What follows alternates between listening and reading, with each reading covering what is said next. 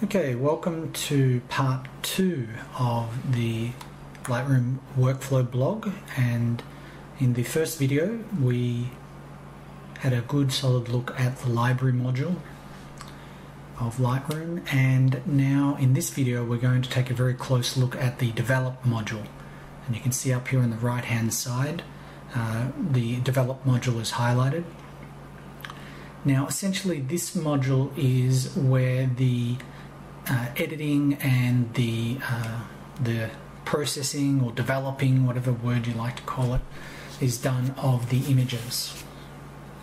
Let's quickly go through the different sections. It's set up like the library module in that there's a panel on the left, a panel in the middle, a panel to the right, and a film strip.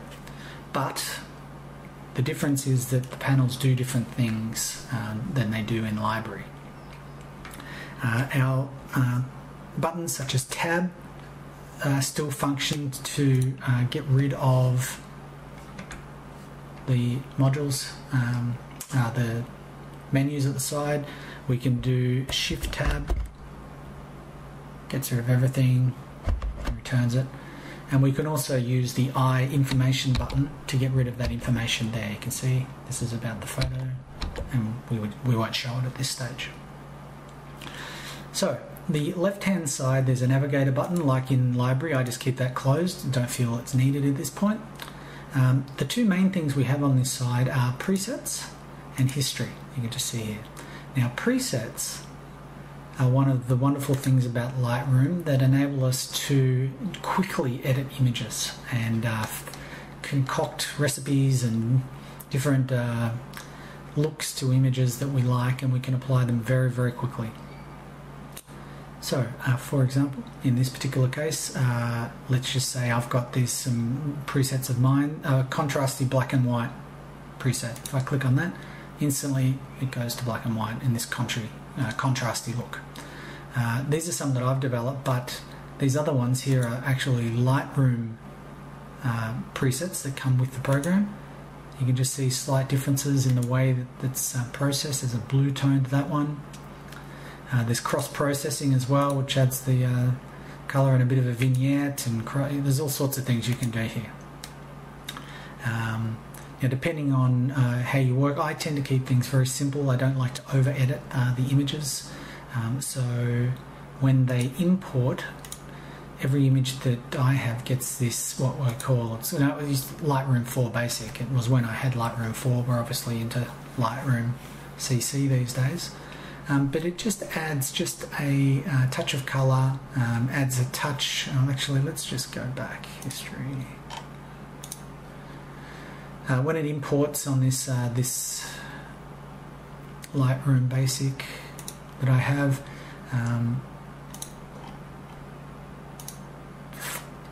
it adds a touch of contrast, adds a little bit of vibrance, touch of saturation. And that's about it, and then I can use that as a baseline for when I edit my images. Now you might have noticed here the next part of the left hand side is the history area.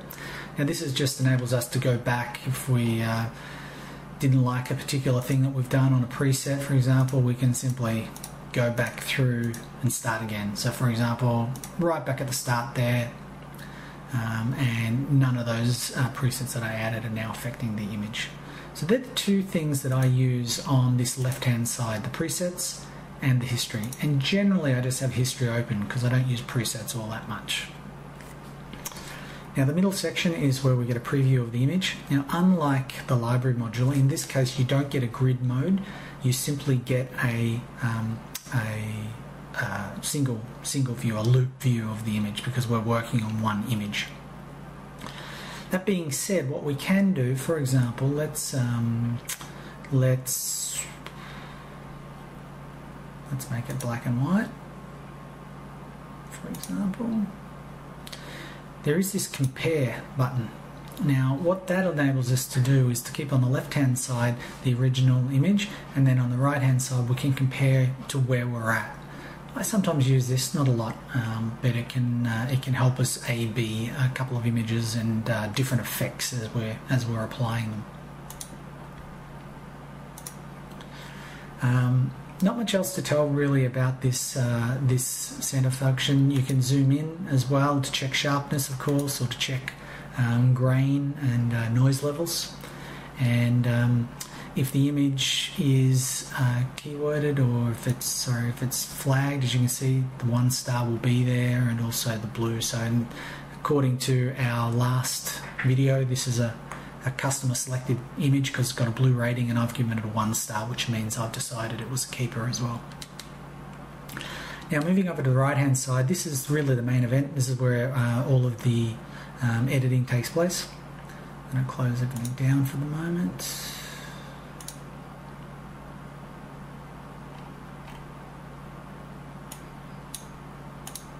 Close that, close that, close that, and close that. Okay, so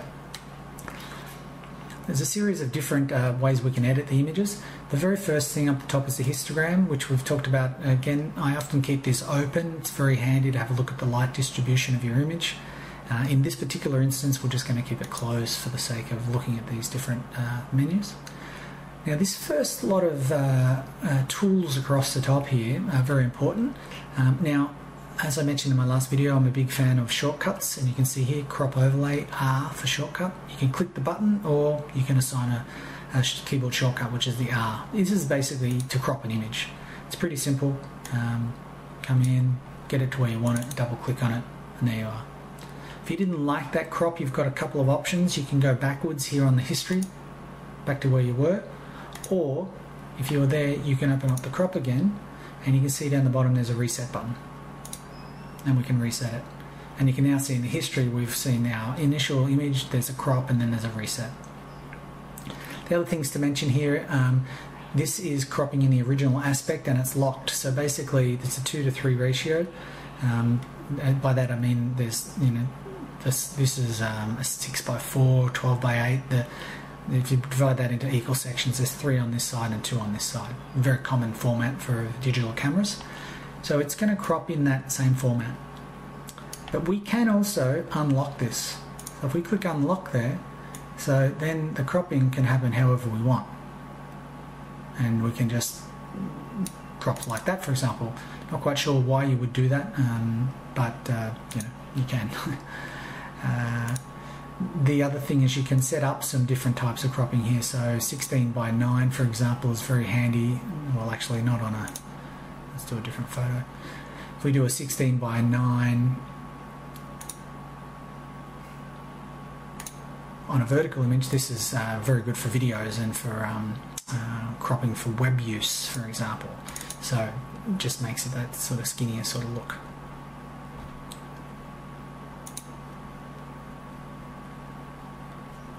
Go back to our original image. So anyway, that's the crop button. Now the next one is the spot button. So this is if we've got let's just say we've got a dirt spot or a bit of camera dust or something in the image that we want to get rid of. We can zoom in, select our button, push it, and it's going to then, wherever we place that, going to fill. Now in this particular instance, that's not the best example. Let me just see if we can find a better example. Okay, here we go. You can see there's a little bit of white on the edge of the keyboard here. Not a real big deal, but let's just say we change it. We can make that a lot smaller, and it gets rid of it. Very simple, nice simple way of doing it. I find to do some, and you can see this big messy one that I've done here before. If we click on it again, it'll show the big one and the little one. We right click on this one, we can just hit delete. It comes back. I find this is okay, it works pretty well. Sometimes I'll use different tools in Photoshop if more precise work needs to be done. Red eye removal is the next tool, which is pretty simple. Use it for red eye. If you're shooting professionally, you probably won't have this as an issue, but it can be handy. You just put the tool over the eyes and it's pretty self-explanatory. Graduated filters, I use these quite a lot. These are very, very handy. Basically, it enables you to, as you click it on there, we move the filter in, and within this section that we've done, here we can change a bunch of parameters. So we can make it darker, we can make it lighter. So for example, if I'm shooting and I had a strong light coming in from the side, it was too hot, I could darken it down a little bit. Similarly, I could kill the highlights off a little bit, the shadows as well, I can make them darker, I can make it lighter. I tend to use this mainly with exposure. If it's particularly dark in an area or particularly light, I can just come down and make an adjustment. Works very handy if you're taking a landscape photo and say a nice morning sunset and neither the sky is overexposed and the landscape's perfect, or vice versa. You can adjust and balance out the shot a little bit better. And the next one here is a healing brush, and I don't use this very much. I'm not a big fan of this tool, but for example, let's just say we set our exposure nice and bright. I can just tell it to lighten certain areas like that. And again, I can turn this on and off with this little button, on, off, as you can see, on and off. So I can check my work. And in this particular case, I was doing an auto mask, so it was telling it to basically stay within these confines of the black. I could take that auto mask off, and now it's just going to go wherever I choose to do it. Not a big fan of that tool, I don't use it, but you can experiment with it yourselves. Again, if I want to get rid of all of those things that I've done, I can just come back here on the history and get back to the original photo. So let's go through these now, these different areas. Basic editing, this is where most of the editing work happens. We've got white balance, which is temperature, color temperature here, so we can adjust, make images cooler, make them warmer, and this is where we adjust for different light settings in our photos. So if you've shot a portrait of someone and it's overly yellow, it's the skin tones are off, you can actually just adjust them here. Sometimes the tone, you can add a bit of magenta or you can add some of this green tint. This will help balance out things like fluorescent lights.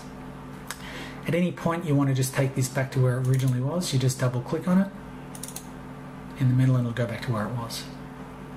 I always shoot raw images and I don't worry too much about my white balance because I will finish it and adjust here in post-production. Exposure is self-explanatory, slide it up, slide it down to expose.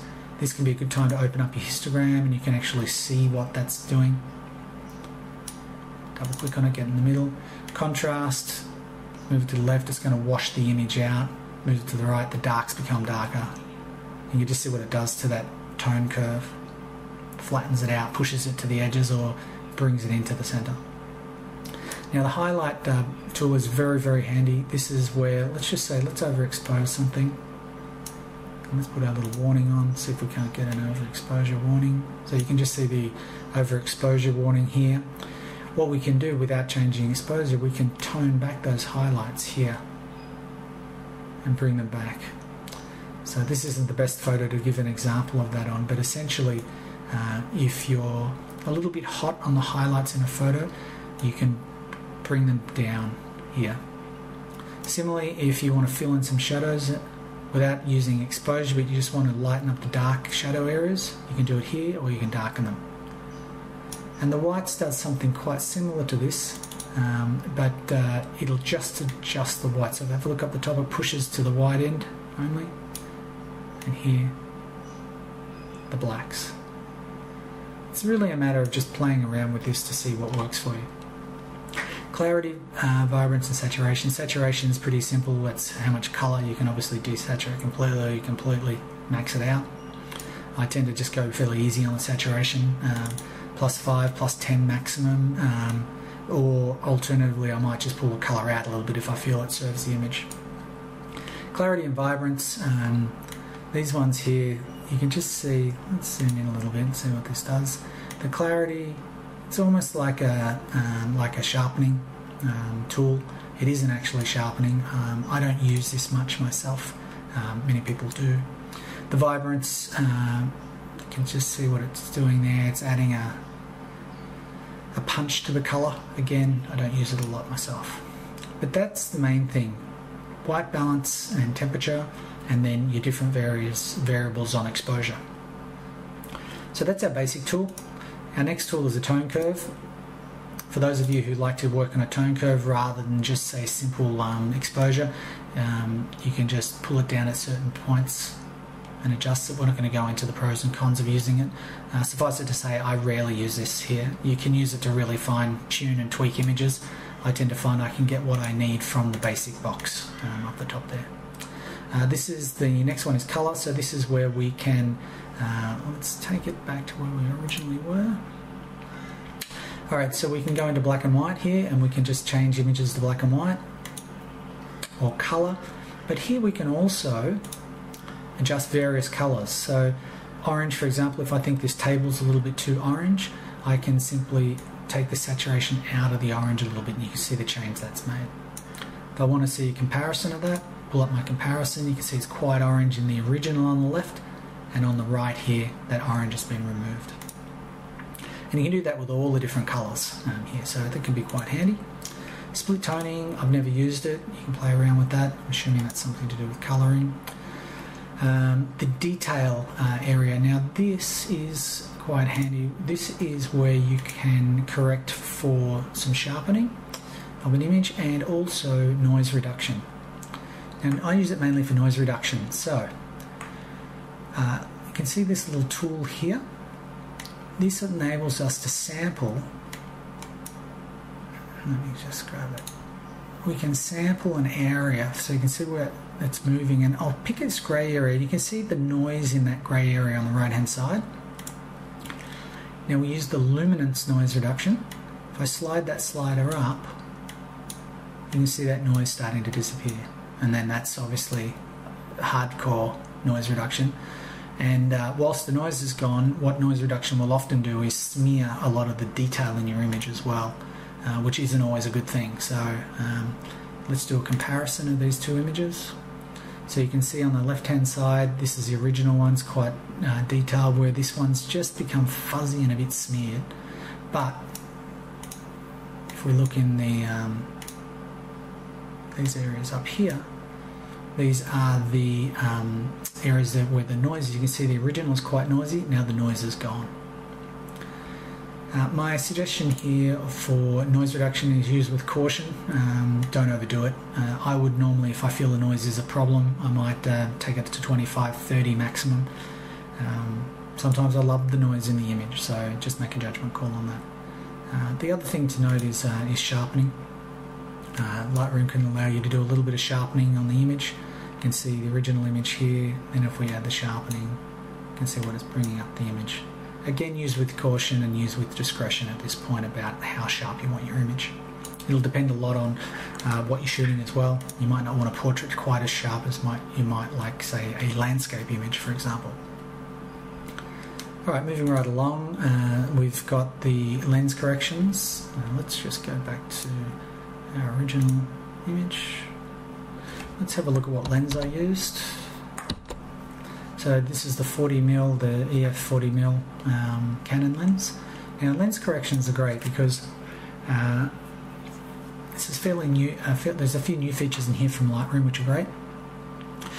Profile corrections. So if you click that there, this does an automatic correction for some lens issues or aberrations. And it's automatically picked up that it's the Canon 40mm lens. Let's just flick that on and off. Now this lens doesn't have a lot of distortion, so you can't really see a lot of difference, but it does have some vignetting, and you can see that this has fixed the vignetting by lightening the corners. Now some people like to keep the vignetting. In fact, sometimes I really love the vignetting, so I will use this based on how I want the image to look.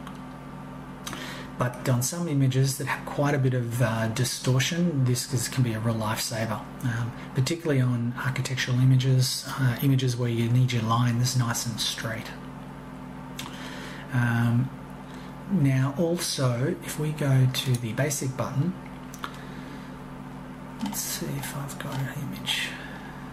Let's not go into the detail here. We'll just, for brevity's sake on this video, we don't want it to go too long, but if you've got some keystoning on an image, so that means if you're photographing a building, it looks like it's falling over where the vertical lines are converging.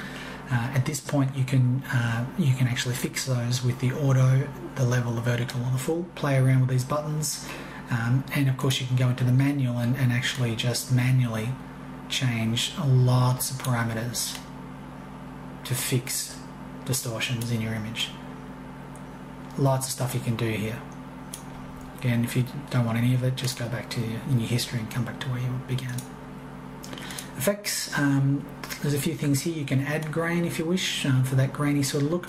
What I tend to use here is post-crop vignetting. I like to add a vignette sometimes, so I can add a vignette. Obviously that's way too strong, but I can just add a little bit of a vignette to an image if I like.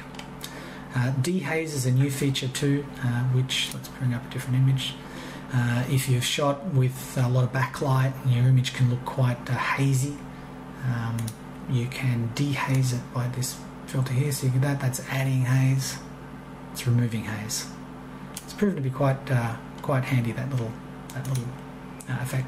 And camera calibration, this is where if you want to calibrate your actual camera, I haven't bothered about this myself, keep everything set standard in this area.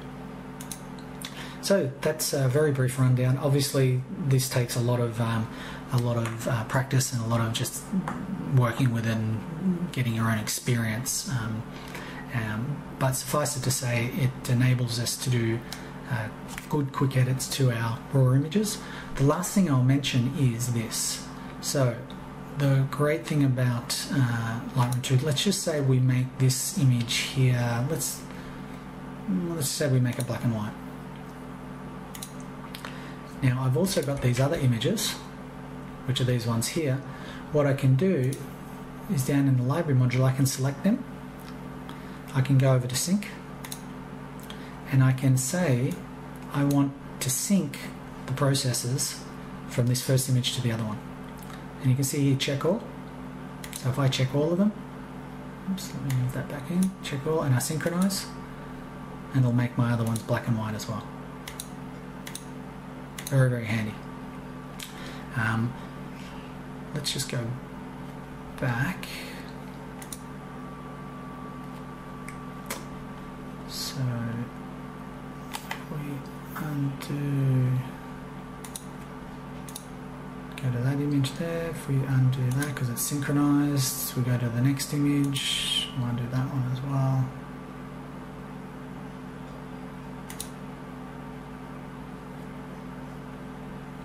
Alright, so they're back to the colours exactly how they were. Let's just say, for example, I created this one black and white, but I also wanted to do a crop, a really tight crop, like that. Now I might want to now copy these settings across to these other ones, so I'm going to sync.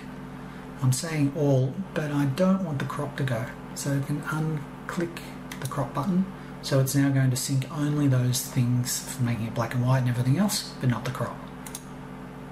Makes them black and white and there's no crop. If I was to sync and add the crop, you'll see down the bottom that they become cropped. This becomes very, very powerful for doing edits. So for example, if I photograph an event and the white balance, I get it right on one photo, if the room, if the light in the room is the same across all those photos, I can simply select one. And then I can apply the white balance to all of those photos. Very, very powerful. The rest is very similar to the first module. We've got our little bar here. We've got our filters, so we can filter what we're looking at. For example, I only want to work on the images that the client selected. That's going to be those ones. And then we've got our film strip. So that's a brief overview of the develop module, and the next one in this series will be the print module. Thank you.